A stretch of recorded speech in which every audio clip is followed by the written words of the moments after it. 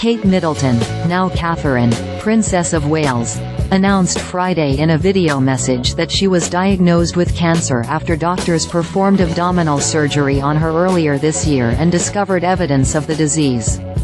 Kensington Palace did not release details on what type of cancer the princess has, nor did it specify what stage the cancer is or her possible prognosis. But what we do know is that, as a 42-year-old woman, she is far from alone in her diagnosis. Worldwide, more and more people under 50 are developing cancers. Cancer typically strikes those who are in their 50s, 60s, or even older.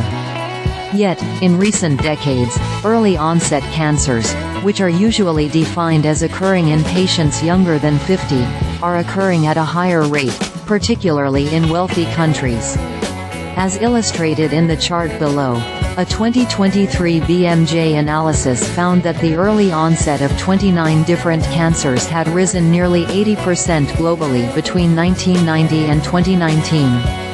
Dylan Scott, VoxSeparately, a study published in JAMA Network Open the same year concluded that the occurrence of a wide range of cancers among people under 50 had increased between 2010 to 2019 among American adults, particularly among women. Much of the increase is attributable to colon and rectal cancers. In 2019, there were about 5.7 cases of colorectal cancer among 100,000 people ages 14 to 49. That's up 63% since 1990, when there were approximately only 3.5 cases per 100,000 people. Breast, cervical, and skin cancers are still the most likely cancers to develop in adults under 50, but individual cases of colorectal cancers taking the lives of well-known celebrities, like actor Chadwick Boseman in 2020, have made that trend more visible in recent years. Cancers of the bladder, kidney, ovaries, pancreas, prostate, thyroid, and uterus also became significantly more common in the nearly 3 decades covered by the global investigation published in BMJ. John Marshall, director of the Ruesch Center for the Cure of Gastrointestinal Cancers at Georgetown University, told me recently that, early in his career, he rarely saw a patient under 50. Today, half of his patients are in that age range, many of them appearing to be healthy and fit.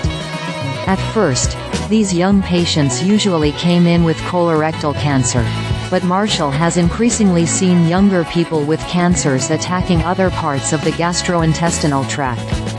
No single factor is to blame for this widespread uptick in numerous cancers among young people, particularly the rise in the gastrointestinal system, but scientists are starting to put together a picture of the reality behind one of the most important medical mysteries of our time.